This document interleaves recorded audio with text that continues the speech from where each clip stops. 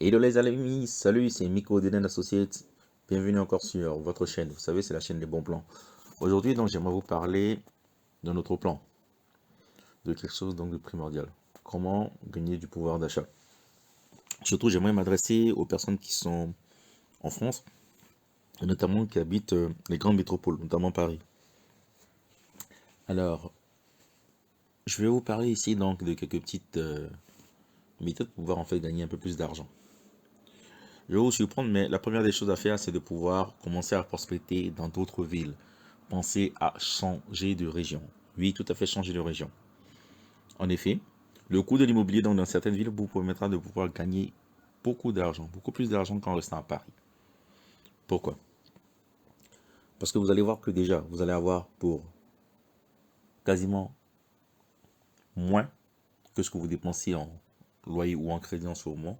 Vous allez avoir la possibilité d'avoir des appartements, des maisons plus grandes et avec une meilleure qualité de vie.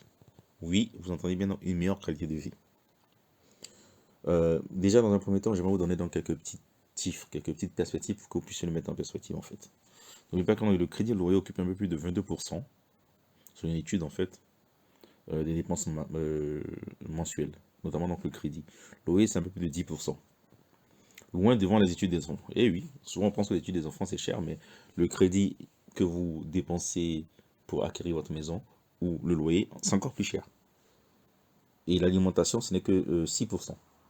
Les dépenses de voiture, c'est à peine 3%.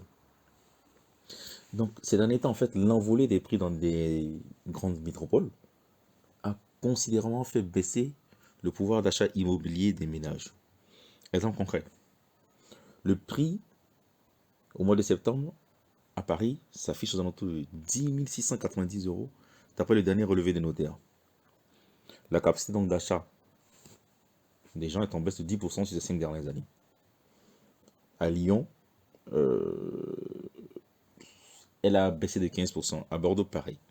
Vous pouvez avoir qu'un petit 43 mètres carrés avec la même somme que vous avez auparavant.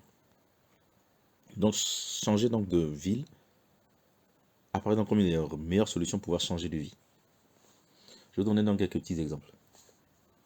Pour le prix d'un appartement, un studio à Paris, vous pouvez acheter une maison à Clermont-Ferrand et vivre dans de meilleures conditions. Oui, certes, les gens vous diront la qualité de vie, vous risquez de perdre comment dire ça, en salaire. Mais le différentiel entre le coût de vie parisien et le coût de vie de Clermont-Ferrand vous fera gagner de l'argent. En moyenne, c'était calculé, vous mettrez 300 euros de plus dans la poche et vous éviterez les bouchons.